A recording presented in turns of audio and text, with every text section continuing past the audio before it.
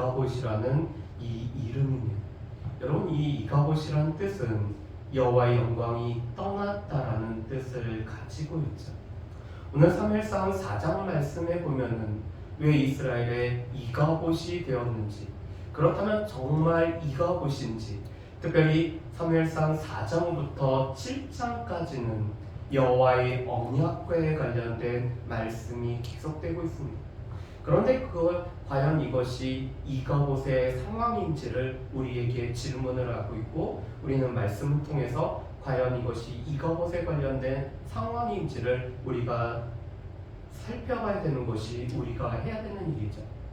오늘 사무엘상 4장 1절 말씀에 보면은 이스라엘의 소망과 위기가 공존하고 있음을 우리가 볼 수가 있습니다. 여러분, 이스라엘의 소망은 무엇이었냐면은 사무엘을 통해서 하나님의 말씀이 이스라엘 가운데 전파된다는 것이 이스라엘의 소망이었습니다. 여러분, 이스라엘 상황은 어떠했죠?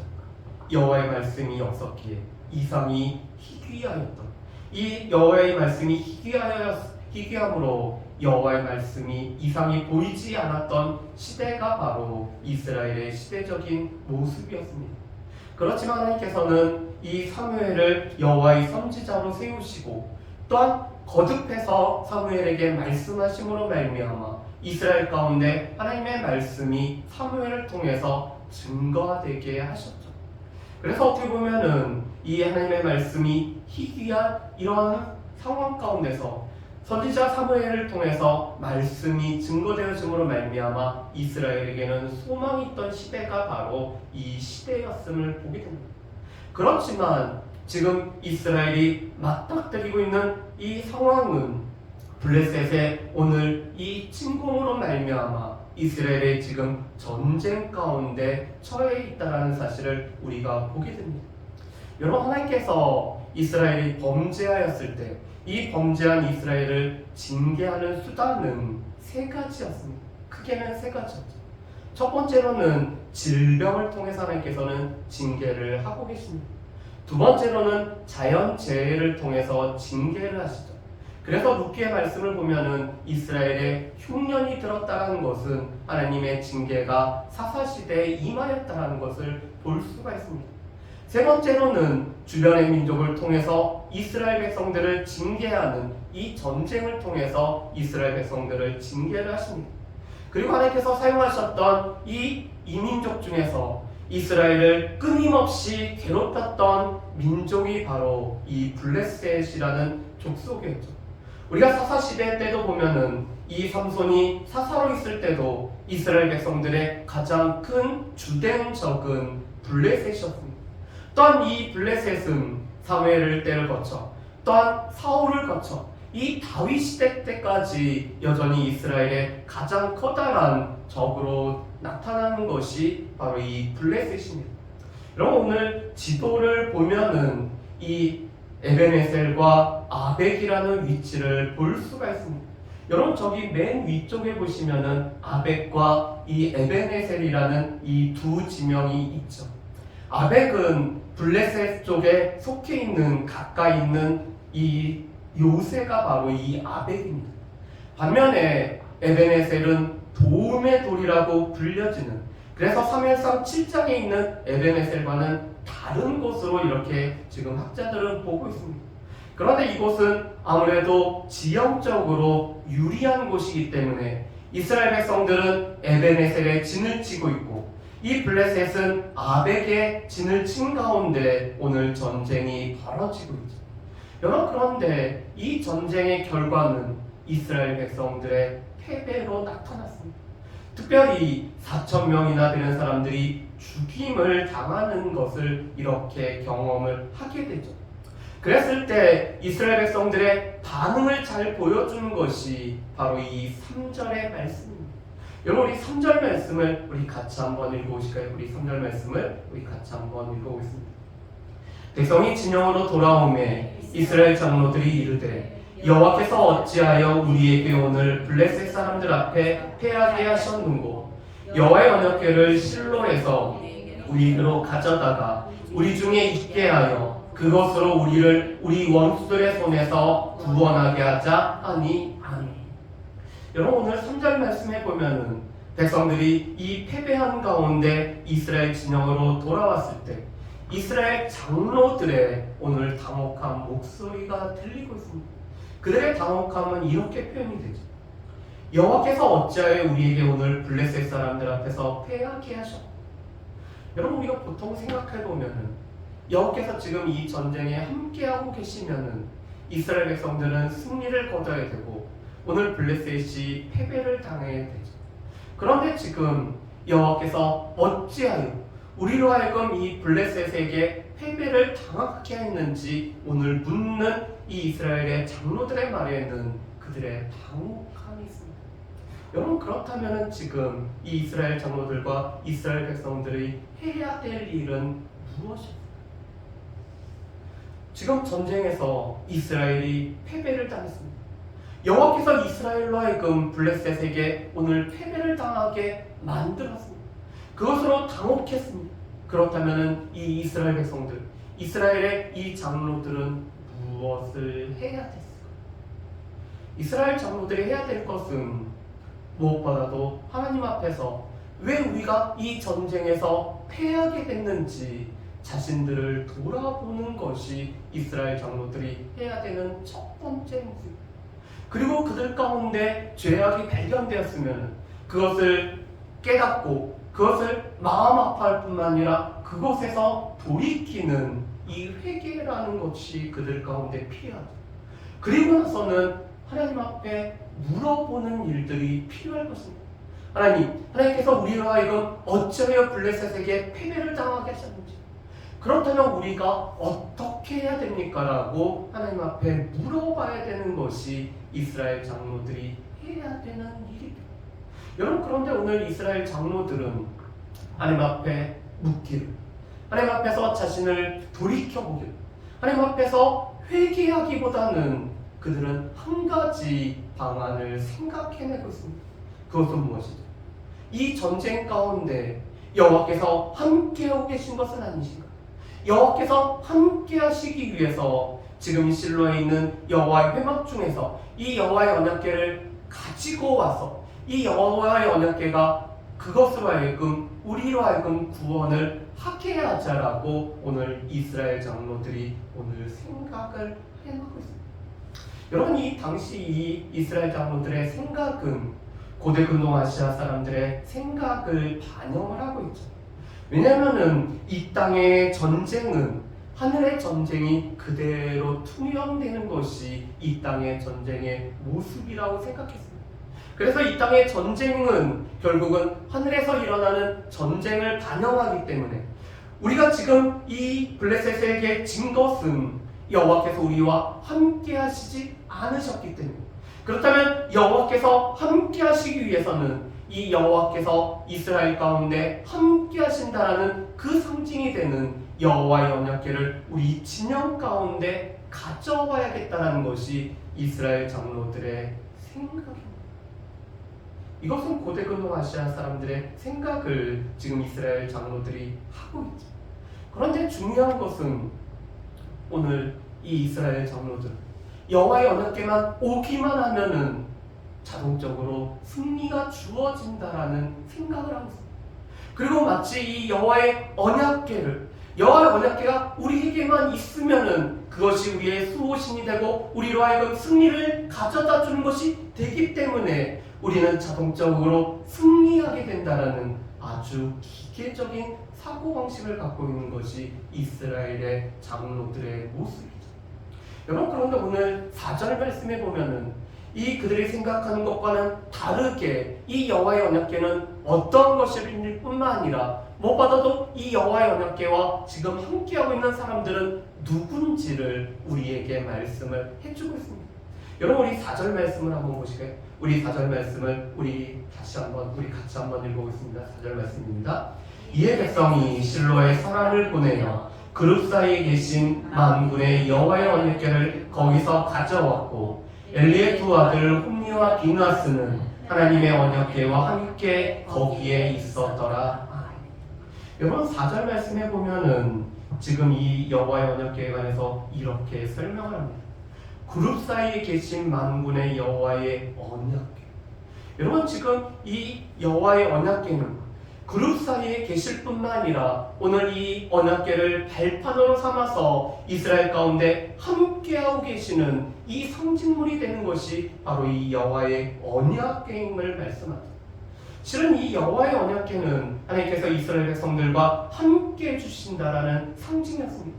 특별히 이 여호와의 언약궤 안에는 십계명 두 돌판과 이 광야 생활 때 이스라엘 백성들이 먹었던 만나가 담긴 항아리와 또한 아론의 지팡이를 둠으로 말미암아 오늘 이스라엘 백성들을 하나님께서 어떻게 광야 가운데서 이끌어 오셨을 뿐만 아니라 특별히 이 요단강을 건너서 이스라엘 백성들로 하여금 이 가나안 땅에 거할 수 있게 하셨는지를 보여주는 가장 대표적인 상징물이 바로 이 여호와의 언약궤.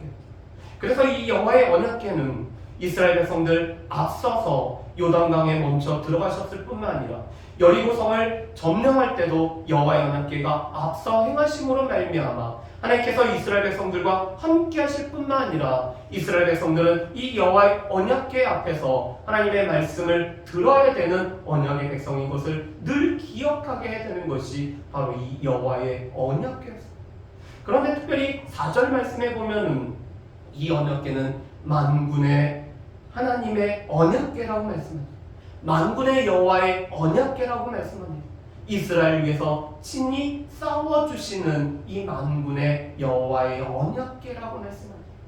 여러분, 그런데 지금 중요한 것은 이런 그룹 사이에 계실 뿐만 아니라 오늘 하나님께서 만군의 여호와의 언약궤로 오늘 이스라엘 백성들과 함께하는 이 상징물을 오늘 이스라엘 백성들은 단지 우리 가운데만 오면 그것이 우리에게 승리를 가져다주는 우상같이 또한 부적같이 여기는 것이 이스라엘 백성들의 오늘 잘못된 생각이었어요. 그런데 오늘 4절 말씀에 보면은 이 여호와의 언약궤를 수종드는 자들이 오늘 나오고 있죠. 여러분, 그 수종드는 자들이 누구죠? 바로 엘리의 두 아들이었던 홈니와 비느하스였습니다. 여러분, 그런데 오늘 이 4절 말씀에 보면은 이 홈니와 비느하스는 실제로는 제사장이었음에도 불구하고 그들은 단지 엘리의 두 아들로 불려지고 있습니다. 그런데 이 엘리의 두 아들이었던 홈니와 비느하스는 어떠한 자들이죠? 여호와의 제사를 멸시하는 자였습니다. 여호와를 알지도 않았을 뿐만 아니라 여호와의 제사를 멸시함으로 말미암아 하나님을 멸시했던 자들이 바로 이 홈니와 비느하스입니다. 그런데 이 홈니와 비느하스가 만군의 여호와의 언약궤와 함께 수종을 드는 자들로 나타나고 있다는 것이 오늘 이 이스라엘 백성들의 문제. 여러분, 지금 이스라엘 백성들에게 있어서는 몇 가지 잘못이 있었습니다. 첫 번째로는 그들이 기계적인 사고를 가지고 있었다. 오늘 하나님을 알지도 않고 하나님을 멸시하는 자들이 이 여호와의 언약궤를 수종들도록 내버려뒀다는 것이 오늘 그들 가운데 문제였죠. 자, 그런데 오늘 이 여호와의 언약궤가 이스라엘 진영에 들어왔을 때 오늘 이스라엘과 블레셋의 반응들이 나타나는 것이 오늘 5절부터 오늘 이 8절까지 9절까지의 말씀입니다. 여러분, 오늘 이스라엘 백성들은 여호와의 언약궤가 들어왔을 때 오늘 그 함성 소리로 말미암아 오늘 진영의 땅이 울릴 정도로 오늘 이스라엘 백성들은 환호를 하고 있죠. 반면에 블레셋 사람들은 여호와의 언약궤가 지금 이스라엘 진영 가운데 들어왔다는 것을 깨닫고 오늘 그들이 절망에 빠지는 모습을 우리가 볼 수가 있습니다. 그런 가운데 오늘 이 블레셋 사람들이 이렇게 고백을 하고 있죠. 여러분, 우리 7절, 8절 말씀을 우리 같이 한번 읽어보실까요? 우리 7절과 8절 말씀을 우리 같이 한번 읽어보겠습니다. 같이 읽습니다. 블레셋 사람이 두려워하여 이르되 신이 진영에 이르렀다 하고 또 이르되 우리에게 화로다. 전날에는 이런 일이 없었도다. 우리에게 화로다. 누가 우리를 이 능한 신들의 손에서 건지리요. 그들은 광야에서 여러 가지 재앙으로 애굽인을 친 신들이라 하네. 여러분, 오늘 7절, 8절 말씀에 보면은 이 이스라엘 그 블레셋 사람들이 지금 당혹해하는 모습이 나와 있습니다. 그리고 그 절망하는 모습이 나와 있죠. 특별히 7절과 8절 말씀에 보면은 우리가 화로다라고 이렇게 그들이 고백을 하고 있습니다. 그리고 전날에는 이런 일이 없었는데 지금 이 능한 신이 이스라엘 진영 가운데 왔기 때문에 우리는 화라고 얘기를 하죠. 그런 이유로 오늘 그들은 두 가지를 들고 있습니다. 첫 번째로는 이 능한 신들의 손에서 우리를 건질 수 있는 자가 누구리요라고 생각합니다. 여러분, 지금 블레셋 사람들이 섬기는 신은 어떤 신을 섬기고 있죠? 이 블레셋 사람들은 해양 민족이기 때문에 다곤이라는 신을 그들의 최고 신으로 섬기고 있습니다. 그런데 그 다곤도 이 능한 신들을 우리 가운데서 건질 수 있을까라는 그런 마음을 표현하고 있는 것이 8절의 말씀입니다. 그런 이유가 오늘 8절 하반절에 나와 있습니다.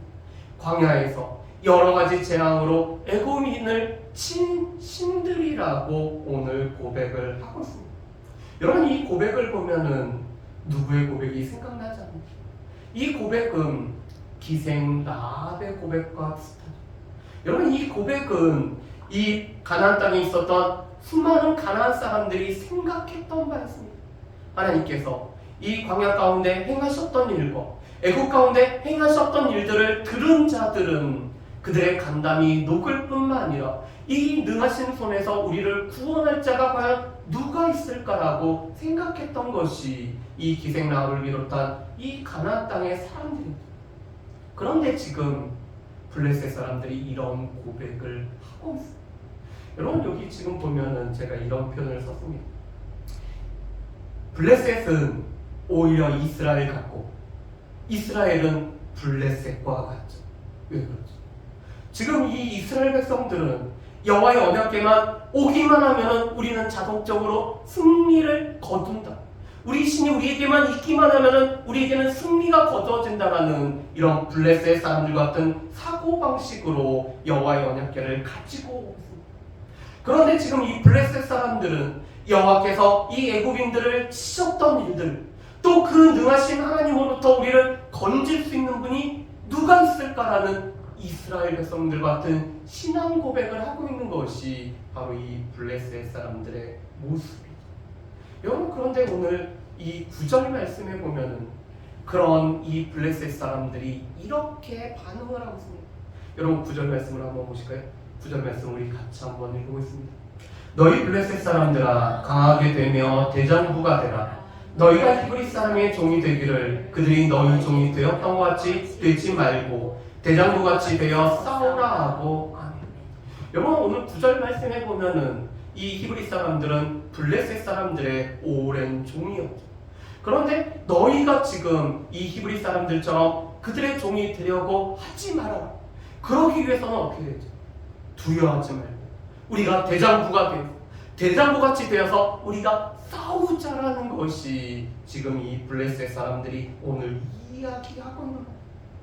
여러분, 성경을 보면은 어떻게 보면은 이 신앙인들보다 훨씬 더 신앙 고백을 하는 이 이방인들, 믿지 않는 사람들이 종종 나올 때가 있습니다. 우리 요나서 1장 말씀에도 보면은 이 요나가 이 하나님의 낯을 피하여 도망하였을 때 그 제비가 요나에게 오늘 당첨이 되었을 때 요나는 이렇게 얘기해요. 나를 들어서 바다에 던지라라고 이렇게 얘기를 합니다. 그런데 이 배에 타고 있던 이 수많은 이방인 선원들은 하나님을 두려움을 알면서도 오늘 그들이 최선을 다해서 이 배를 살리려고 최선을 다해서 노력을 하는 모습을 그들이 볼 수가 있습니다.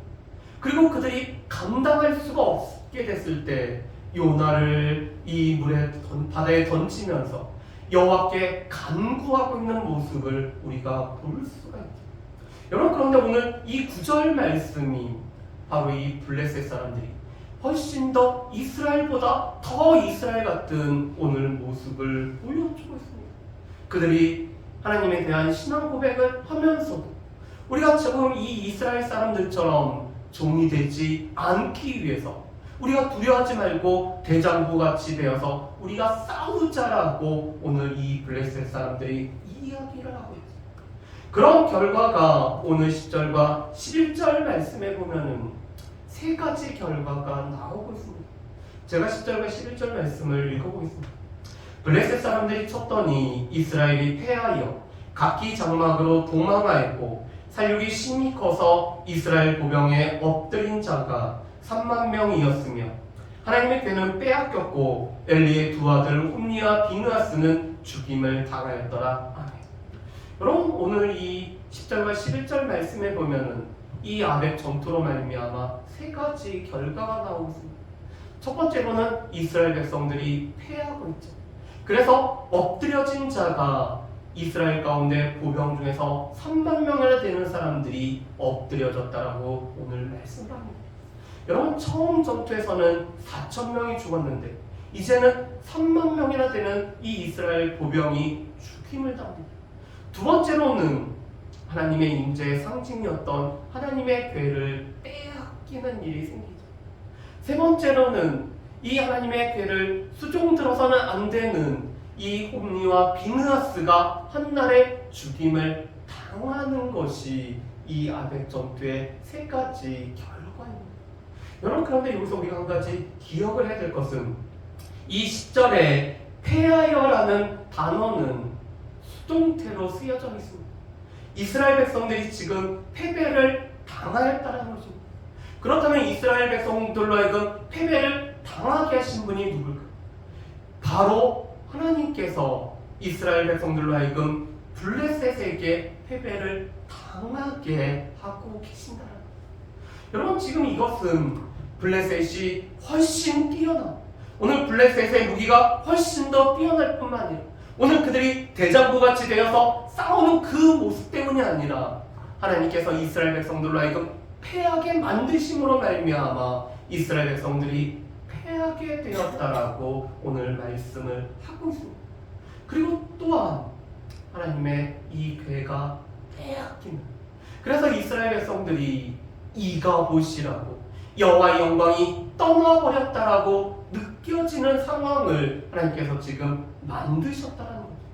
세 번째로는 하나님께서 지금 하나님의 사람을 통해서 말씀하신 이 엘리의 집에 대한 심판의 표징이 되는 한날에 홈니와 비느하스가 죽음으로 말미암아 이 엘리의 집이 심판받았음을 지금 나타내고 있는 이 홈니와 비느하스가 죽임을 당하는 일이 지금 이 아벡 전투를 통해서 나타났다라는 사실입니다. 이 말씀은 바로 사무엘상 2장 34절 말씀이 응해졌고, 그렇다면 엘리의 집에 있는 나머지 심판의 말씀도 이제 곧 이루어질 것에 관해서 오늘 언급을 하고 있는 것입니다. 그렇다면 오늘 말씀을 통해서 우리가 몇 가지를 한번 우리가 살펴봤으면 좋겠습니다. 첫 번째로는 이스라엘의 소망과 위기가 지금 교차하고 있는 순간입니다. 어떻게 보면 이스라엘 백성들 가운데는 하나님의 말씀이 희귀하였던 이런 소망이었던 시대에 오늘 선지자를 통해서, 이 선지자 사무엘을 통해서 하나님의 말씀이 증거되어지는 이런 소망의 시기가 이스라엘 가운데 오늘 도래했다라는 사실입니다. 그런데 문제는 이스라엘 백성들 가운데 이런 소망이 도래하는 가운데 또 이스라엘 백성들로 하여금 그 마음이 어떠한지 알 수 있는 위기가 함께 도래했다라는 사실. 여러분, 그런데 이것은 우리의 삶의 모습과 너무나 비슷하지 않습니까? 우리의 삶에도 이 소망이 없던 우리의 삶에 오늘 여호와께서 또한 예수 그리스도로 말미암아 우리에게 소망이 주어지는 가운데 우리의 마음이, 우리의 믿음이 어떠한지를 살필 수 있는 어려움과 위기가 우리에게 같이 교차될 때가 너무나 많다는 사실입니다. 여러분, 그런데 이런 소망의 시대 때 이스라엘 백성들이 패배를 당하고 있죠. 이스라엘 백성들의 패배는 무엇보다도 자신을 돌이켜볼 뿐만 아니라 하나님 앞에 회개하고 하나님 앞에 간구를 해야 될 뿐만 아니라 무엇보다도 하나님의 말씀을 구해야 되는 시기가 이스라엘 백성들의 패배의 시기입니다. 그런데 문제는 사무엘이 선지자로 세움을 받았다는 것을 이스라엘 백성들은 알고 있지만, 이스라엘 장로들이 알고 있지만 사무엘에게 말씀을 구하지 않고 있다는 사실입니다. 여러분, 사무엘상 4장부터 7장까지가 여호와의 언약궤에 관련된 말씀이라고 했습니다. 그런데 이 4장부터 7장까지에 보면은 사무엘이 언급되지 않고 있습니다. 사무엘을 통해서 말씀이 전해지었다는 사실이 4장 1절 상반절에만 기록되어 있고 7장이 끝나도록 오늘 그 말씀이 나오고 있지 않다라는 것입니다. 오늘 이스라엘 백성들이 패배를 통해서 자신을 돌아볼 뿐만 아니라 하나님 앞에 구해야 되고 하나님의 말씀을 여전히 구해야 됨에도 불구하고 그러하지 아니하는, 그래서 소망이 있는 이스라엘 가운데 그들이 가져야 될 소망이 아닌 오히려 위기 가운데 자신들을 노출시키고 있는 이스라엘 백성들의 모습을 우리가 볼 수가 있다는 거예요. 여러분, 우리는 우리 가운데 평범한 날에는 우리가 찬송하고 공고한 날에는 우리를 돌아볼 뿐만 아니라 우리가 하나님 앞에 우리가 기도하고 하나님의 말씀을 구해야 되는 그 시간에 우리는 우리 자신들을 돌아보며 또 하나님 앞에 우리가 돌이킬 뿐만 아니라 하나님 앞에 간구하고 하나님의 말씀을 구하는 일을 여전히 우리가 하고 있는지 우리 자신들을 돌이켜봐야 될 것입니다. 자, 그런데 이렇게 하나님 앞에서 자기 소견대로 옳은 대로 행하는 이 이스라엘 백성들은 하나님 앞에 오늘 구하지도 않고 하나님의 말씀을 찾지도 않고 오늘 하나님 앞에 자신을 돌이켜보지도 않고 회개하지도 않은 가운데 단지 여호와의 언약궤가 우리에게만 들어오면은 우리가 승리를 하고 그것이 우리로 하여금 구원하게 하자라는 생각을 가지고 있는 것이 이스라엘 백성들의 오늘 생각이었습니다. 마치 하나님을 이 자판기처럼 내가 돈을 넣기만 하면 뭔가 튀어나와야 되는 것처럼 여호와의 언약궤가 들어오기만 하면 우리에게는 승리가 주어져야 되고 이 알라딘의 램프처럼 이 문지르기만 하면 지진처럼 펑 나타나서 우리 가운데 승리를 가져다 줘야 되는 하나님인 양 오늘 여기고 있는 것이 이스라엘 백성들의 모습입니다.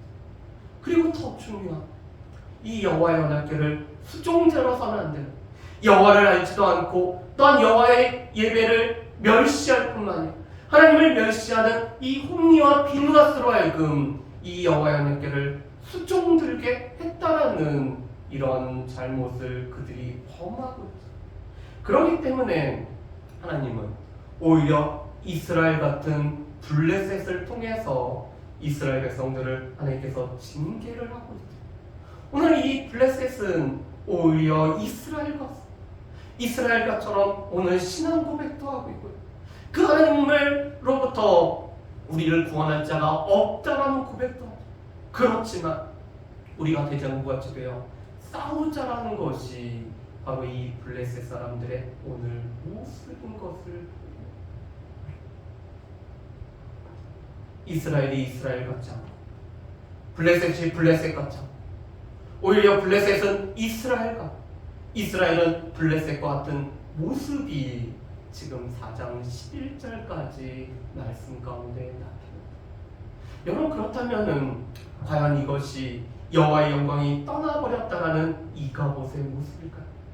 우리가 다음 주에도 다시 한번 이가봇이라는 말씀의 제목을 가지고 오늘 22절부터 오늘 22절까지의 말씀을 다시 한번 보기로 합니다.